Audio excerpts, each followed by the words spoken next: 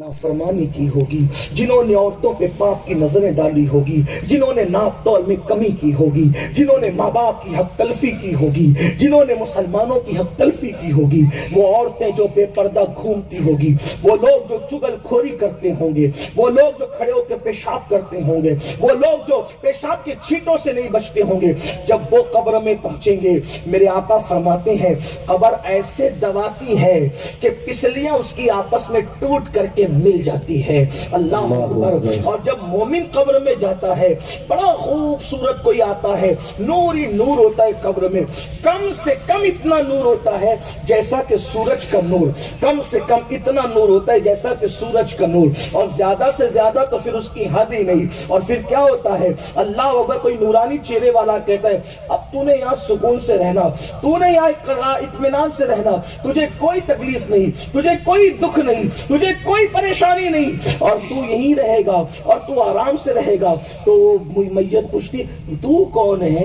ए नूरानी चेहरे वाले का मैं तेरा नेक अमल हूँ, तेरा नेक अमल, आज तुझे बशारत देने के लिए आया हूं। और फिर मेरे आका फरमाते हैं जन्नत का बिस्तर बिछता है, कब्रें सब एक जैसी नजर आती है, कब्रें एक जैसी है, हालात अंदर के एक जैसे नहीं। आप कहेंगे ये कैसे हो सकता है? आसान जबान में समझाओ।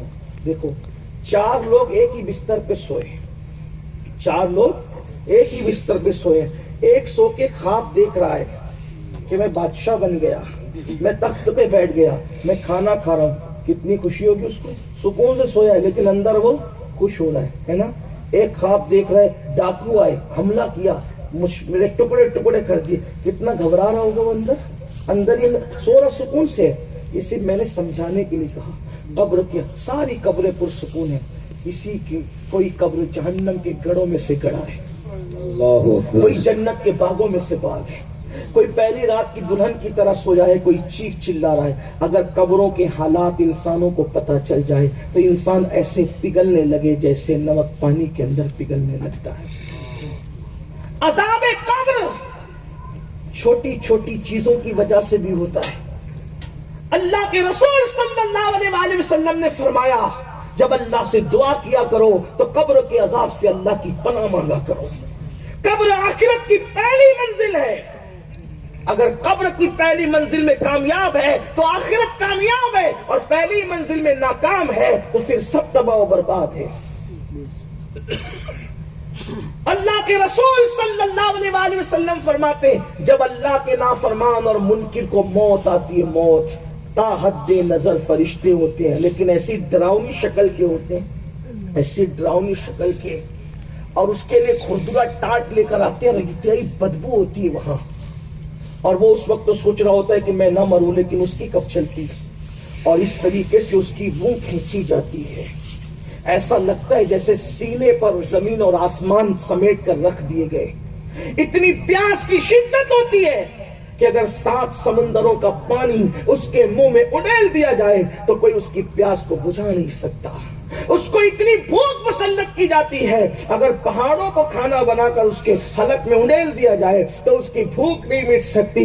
अल्लाह अकबर। और वो तड़प तड़प करके मरता है, एक एक जिस्म से उसकी रूह खींच कर निकाली जाती है, रूह निकलना नहीं चाहती क्योंकि वो खबीस रूह होती है, उसका खबीसपन होता है। अल्लाह अकबर। उसने खबीस अमाल किए होते हैं, और जब उसकी रूह निकलती है तो फिर फरिश्ते उसको बदबूदार टाट में खुर्दरे टाट में लपेट कर ले जाते हैं, और जब पहले आसमान की तरफ जाते हैं तो फरिश्ते कहते हैं ये कौन रूह है, ये तो खबीस रूह है, और उसके बाद कहा जाता है इसको वापस ले जाओ। अल्लाह अकबर। फिर उसके नामे अमाल को सिज्जीन में रख दिया जाता है, और फिर कहा जाता है इसकी रूह को लौटा दो। उस वक्त की हसरत क्या होती है मेरे भाइयों, मैं अपनी बहनों से भी कहता हूँ, लोगों के सामने अच्छे बनने की बजाय अल्लाह को मनाने की कोशिश करो, उसको राजी करने की कोशिश करो।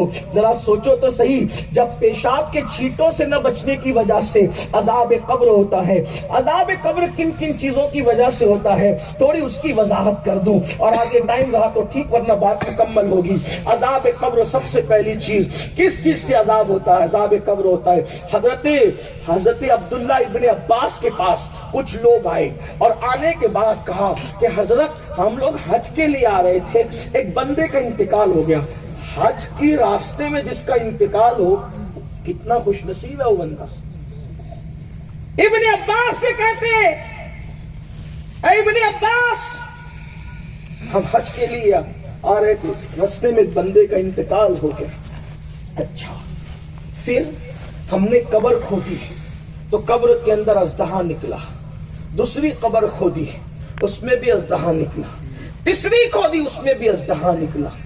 اب ہم آپ کے پاس سے کیا کریں؟ فرمایا پوری روئے زمین کھود ڈالو تو بھی نکلے گا, چونکہ اس کے کرتوت ایسے تھے. مسلمانوں بھائی اور بہنوں غور کرو, سفر حج میں جا رہا ہے, کرتوت اچھے نہیں ہے تو قبر کا یہ حال ہے. کیا نیت سے فلم دیکھنے جاتے ہو, اگر اسی حالت میں موت آ گئی تو کیا حال ہوگا؟ کس ہمت اور طاقت کے ساتھ حجام کی کرسی پر بیٹھ کر کے داڑھی مڈاتے ہو, اگر اسی حالت میں موت آ گئی تو کیا حال ہوگا قبر میں؟ کسی عورت پر پاپ کی نظر ڈالتے ہو, کچھ لوگ تو زنا بھی کرتے ہیں, حالانکہ ایسے لوگ یہاں موجود نہیں ہوں گے انشاءاللہ, اللہ نے چاہا تو ایسے لوگ نہیں ہوں گے, لیکن اللہ کرے ان تک بات پہنچے. کچھ لوگ زنا کرتے, ڈر نہیں لگتا اگر اسی حالت میں موت آ گئی تو اللہ کو کیا منہ دکھاؤ گے؟ قبر میں کیا ہوگا؟ کچھ لوگ کاروں میں گانے لگا کر کے سفر کرتے, ناچتے گاتے سفر کرتے, اسی حالت میں موت آ گئی قبر میں کیا حال ہوگا؟ اللہ اکبر. کچھ لوگوں کا حال یہ ہے, سود کے دھندے کر رہے ہیں, حرام دھندے کر رہے ہیں, جوا کھیل رہے ہیں, اللہ اللہ, اور اسی حالت میں جو سود اور جوئے کا پیسہ پیٹ میں بھرا ہوا ہے, اسی حالت میں موت آ گئی قبر میں کیا حال ہوگا؟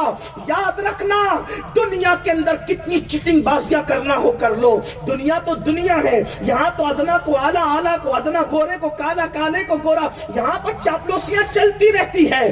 قبر میں کوئی چاپلوسی نہیں چلے گی, قبر میں کسی کی نہ دادا گیری چلے گی, نہ کسی کی بابا گیری چلے گی, وہاں تو اعمال دیکھے جائیں گے. لایا کیا یہ بتا, کیا لایا یہ بتا؟ اس وقت کیا پیش کرو گے؟ کس ہمت سے کرتے ہو داڑھی, کس ہمت سے مڈاتے, کس ہمت سے ایئر فون لگا کر گانے سنتے ہو, کس ہمت سے اللہ اکبر پاپ اور جرائم کرتے ہو؟ اللہ کے بندو وہ قبر ہے, قبر, اللہ کے بندو وہ قبر ہے, قبر. چھوٹی چھوٹی چیزوں پر بھی عذاب ہوا ہے, عذاب قبر. آپ جانتے حضرت عبداللہ ابن عباس نے فرمایا, کیا فرمایا؟ پوری روئے زمین کھود دو تب بھی یہ ازدہ تم اسی کرتوت ایسے, وہ تو دفن تو کر دیا, پھر مجبور تھے, کیا کرتے؟ میں آپ کو کہتا ہوں, آپ سے ہماری قبر کہاں ہوگی اس کی فکر چھوڑ دو. توجہ ہے آپ کی؟ ہماری قبر کہاں ہوگی اس کی فکر چھوڑ, اللہ راضی ہے یا نہیں اس کی فکر کرو, کیونکہ اگر اللہ راضی, توجہ کرنا, اللہ راضی ہے اور کچرے کی کنڈی کے پاس بھی قبر بن گئی, تب بھی وہ قبر جنت کے باغوں میں سے باغ بنا. اور اللہ ناراض ہے, محل میں قبر بنے گی پھر بھی گمنام ہو جائے گی. سن لیں آپ, امام حسین کی جب قبر بنی تھی, دفن کرنے والے بھی لوگ نہیں تھے. اٹھا کے پڑھ لو تاریخ, ارے وہاں تو کوئی جنازہ پڑھنے والا, پوچھو محققین علماء سادات بیٹھے, پوچھو. اتنا مجبور کیا گیا کہ خاندان کے لوگوں کو جنازہ تک پڑھنے نہیں دیا گیا. لاشیں اتنی کٹ پٹ کر کے ایک دوسرے میں جڑ گئی تھی کہ 3-4 لاشوں کے علاوہ لاشیں پہچانی بھی نہیں گئی.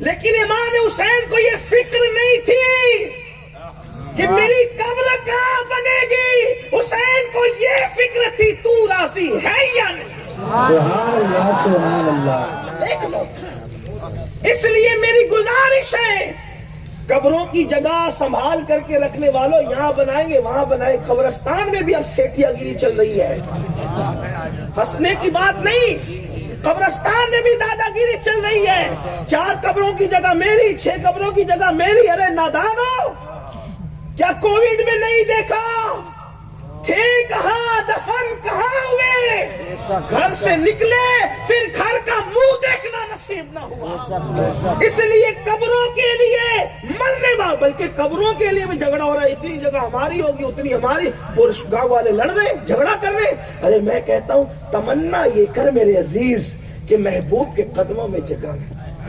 چھوڑ فکر دنیا کی، چھوڑ فکر دنیا کی، چل مدینے چلتے ہیں. مصطفیٰ غلاموں کی قسمتیں بدلتے ہیں. کہا کہ تمنا کر، سچی تمنا کر، مرے گا کہیں بھی انشاءاللہ اگر عشق سچا ہے تو مدینے کی زمین مل ہی جائے گی. مولانا جمیل الرحمان کا شعر ہے، لاشے کو مدینے میں کرے دفن فرشتے، لاشے کو مدینے میں کرے دفن فرشتے، مر جائے اگر ہند میں بیمار تمہارا، کیا حسن ہے اے سید ابرار تمہارا. اللہ بھی ہے اللہ، کیا حسن ہے اے سید ابرار تمہارا، اللہ بھی ہے طالب دیدار تمہارا. اور کیوں دید کے مشتاق نہ ہو حضرت یوسف، اللہ کا دیدار ہے دیدار تمہارا. اور لاشے کو مدینے میں کرے دفن فرشتے، مر جائے اگر ہند میں بیمار تمہارا. میرے عزیزو اللہ کو راضی کرو، اس کے محبوب کو راضی کرو. تو عرض یہ کر رہا تھا، سفر حج میں مر رہا ہے، مرنے کے بعد اس کی قبر کھودی گئی تو جگہ جگہ اژدہے دیکھے گئے. لوگ اس کو کہانی قصہ سمجھتے ہیں، حقائق ہے، بڑے بڑے مستند علماء نے لکھا ہے. لیکن جب تدفین کے بعد اس کی بیوی سے کسی نے پوچھا، سچ بتانا تمہارے شوہر کو ہم نے اس حالت میں دیکھا، تو کہا ہاں وہ اصل میں گیہوں کا دھندا کرتا تھا، گیہوں کا دھندا، بزنس کرتا تھا گیہوں کا، اور اس میں سے اپنی ضرورت کے مطابق گیہوں نکالتا اور اس میں بھوسا ملا کر ملاوٹ کر کے بیچتا تھا. شاید اسی کی نحوست ہے کہ قبر میں اژدہا دیکھا گیا. دودھ میں ملاوٹ کرنے والوں، تیل میں ملاوٹ کرنے والوں، گھی میں ملاوٹ کر. ہمارا مذہب جب پیور ہے تو آپ کو ملاوٹ کرنے کی ضرورت کیا ہے؟ واہ واہ سبحان اللہ. ملاوٹ کا کوئی تصور ہی نہیں ہے. ہمارے فاروق اعظم نے اعلان کیا تھا مدینہ منورہ میں کہ دودھ میں پانی ملا کر نہیں بیچا جائے. میں کہتا ہوں اور لوگ جتنے بیچتے ہیں اس سے 5 روپے بڑھا کے بیچو، 10 روپے بڑھا کے بیچو، پیور بیچو. جس کو لینا ہوگا لے گا، جس کو نہیں لینا ہوگا. اللہ کے دین پہ ڈٹ کے تو دیکھو، میرا ایمان ہے انسان نہ خریدنے آئیں گے، اللہ فرشتوں کو بھیج دے گا.